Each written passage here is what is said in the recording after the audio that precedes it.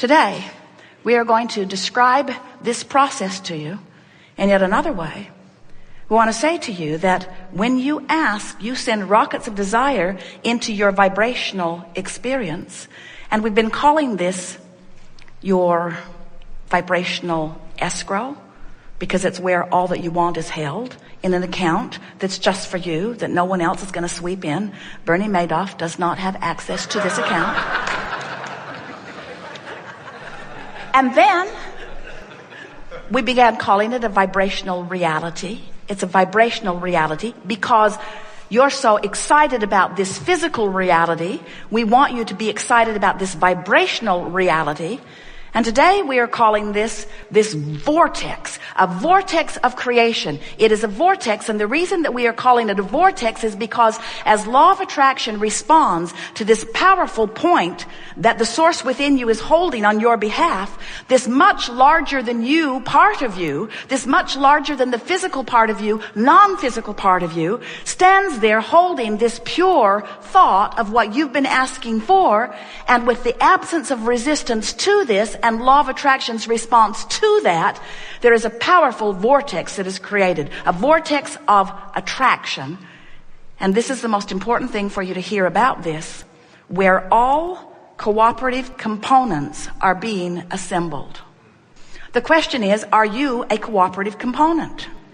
And the answer is, if you're mostly joyful, mostly happy, mostly eager, mostly frisky, then yes, you could count yourself as a cooperative component. And if all of that is true, then you're saying to us, things work out for me. Ideas come just at the right time. I flow in and out of all things. I rendezvous with like-minded people. Wonderful things happen. I barely think about something that I want, and the path to achieve it is unfolding for me. I feel good all of the time. I wake up, I hit the floor with a feeling of enthusiasm for life. I feel reborn anew every day of my life experience. If that's the way you are describing yourself, then you are most often in the vortex.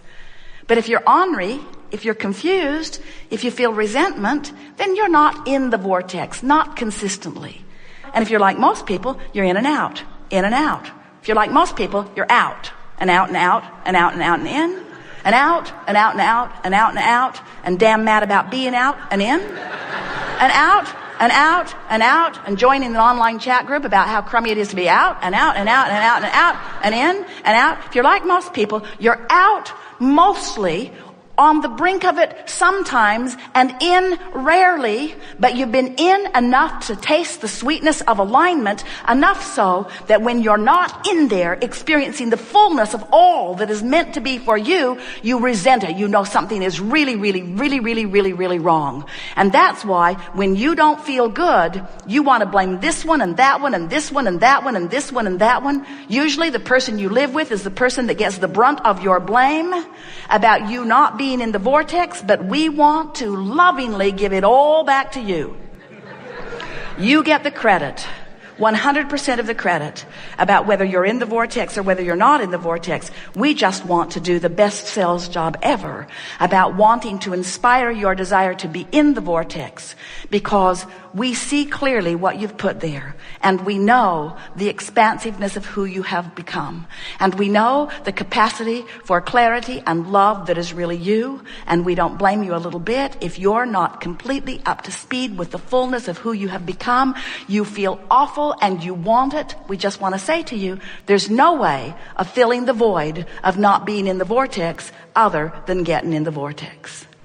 Can't buy one more thing and bring it home. Can't eat something, drink something, shoot something. You can't find somebody else to give their attention to you, to love you enough. In other words, it's not possible for you to fill the void that is the fullness of who you are without getting in the vortex, which simply means you just got to stop doing that thing you do that doesn't let you in.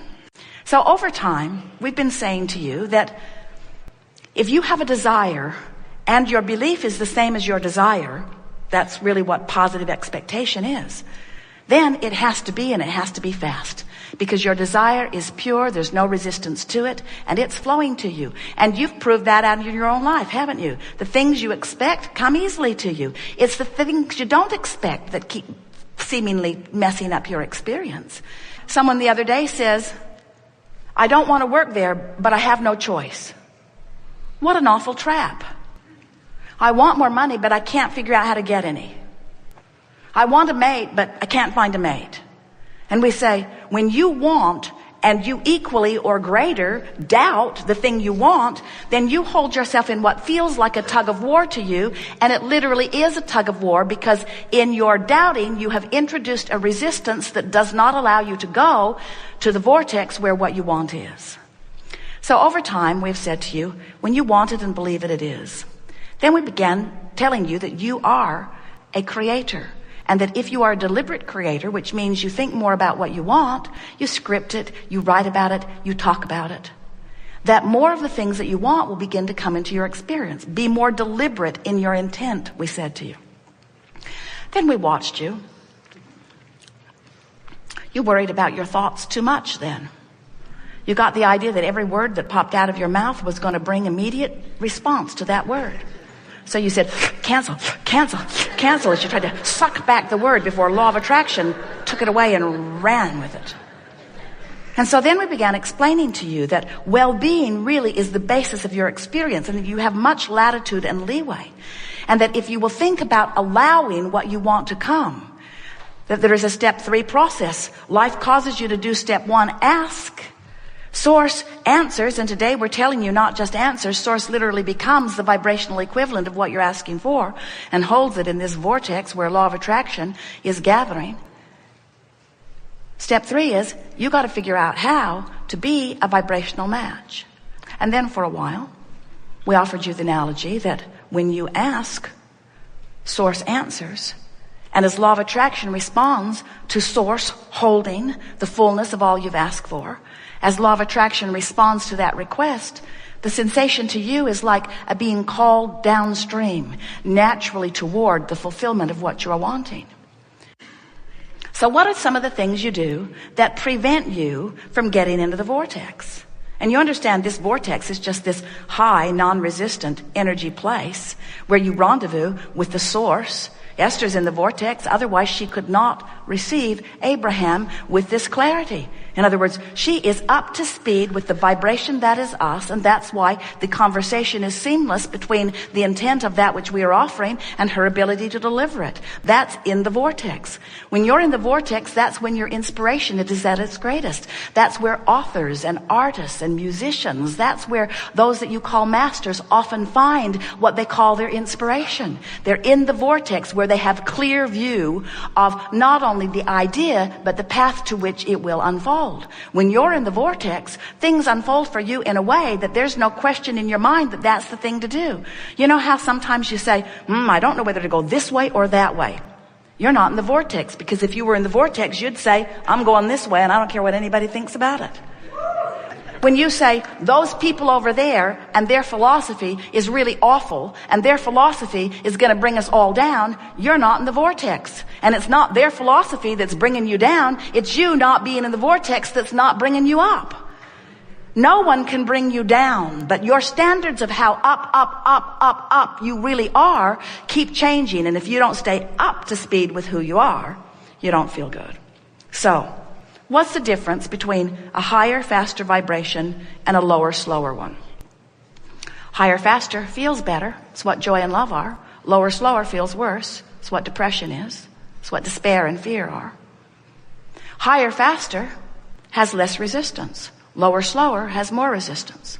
So really, the operative word that we are talking about here today is, as I stand in my human form, what is it that I could do a better job of controlling that would make the most difference in my life? And we want to say to you, if you'll get a bead on your resistant tendencies and work them into less resistance, your vibration will raise. You'll hover on the brink of the vortex, or you'll pop in often. Once you get in there, you'll be able to maintain your vibrational stability longer so the vortex won't keep spitting you out. It's interesting. You do. You focus on something that makes you feel good and you get in there. Feels really good. Then you remember something. Start focusing on it. The vortex spits you right out. Because if you're not up to speed, you can't sustain that vibration, you see. A little slow going, but don't you now know more about the vortex than you've ever known? Don't you understand your relationship with it? Don't you know what your dominant priority is? Don't you understand your guidance system better? Don't you want to think the thoughts that feel better? Aren't you willing to be nicer to yourself when you're not in the vortex? Aren't you willing to let everybody else off the hook who hasn't been trying that hard to make you feel good? Aren't you ready to take responsibility for how you feel? Don't you sort of feel empowered to do it? Don't you love the feeling of being out of the vortex and then consciously, deliberately focusing yourself in? Don't you love coming into your own power? Don't you really like knowing that the universe has your back, that everything that you want's all queued up for you and it's just a matter of focusing yourself into it? Don't you now, from inside the vortex, appreciate more of those outside the vortex contrasting experiences that have caused you to expand? Don't you like knowing that you will constantly expand? Don't you like knowing that it's going to be a constant tuning up? Don't you like that it's going to be a constant tuning up? Don't you like that it's going to be a constant tuning up? Well, that's the part you don't like so much, because you keep thinking you want to get in the vortex and get it done and live happily ever after. And we want you to hear something that is hard to hear, but it is so, so true. And that is, it's getting into the vortex that is the rush of life. Just like when you're hungry and you eat something, it tastes better than when you've been eating all day long. When you're out of the vortex and then you work your way in, that's that zest. That's that feeling. That's that feeling of motion forward, you see. You just don't want to make a career out of step one. You want to make a career out of step 3, which is moving into the vortex, into the vortex. And each time you're in there, then you can look at those people who you felt were responsible for your not being in, and now they look beautiful to you because they gave you the reason to expand, and in your moving into your expansion, you are thrilled with everyone involved.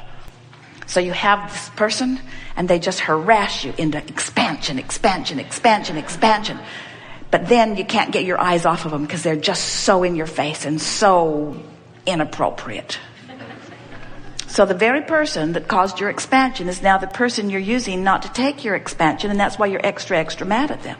But when you're in the vortex, you'll be extra, extra appreciative of their having prodded you into expansion, and you're using your guidance and wisdom to now take your expansion. There's still a little bit of, oh, Abraham, just get me in the vortex. Let me just get in the vortex. I'm tired of not being in the vortex. I just want to get in the vortex where good things can start happening to me. And we say, get in the vortex and good things will start happening to you. It is law. We've enjoyed this interaction immensely. It is delicious to come together with those like you who are coming more and more, moment by moment, really, to know who you are.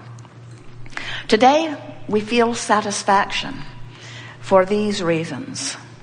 We have felt your willingness to focus for inordinate amounts of time, for the sheer purpose of understanding this vortex of creation that we've been talking about.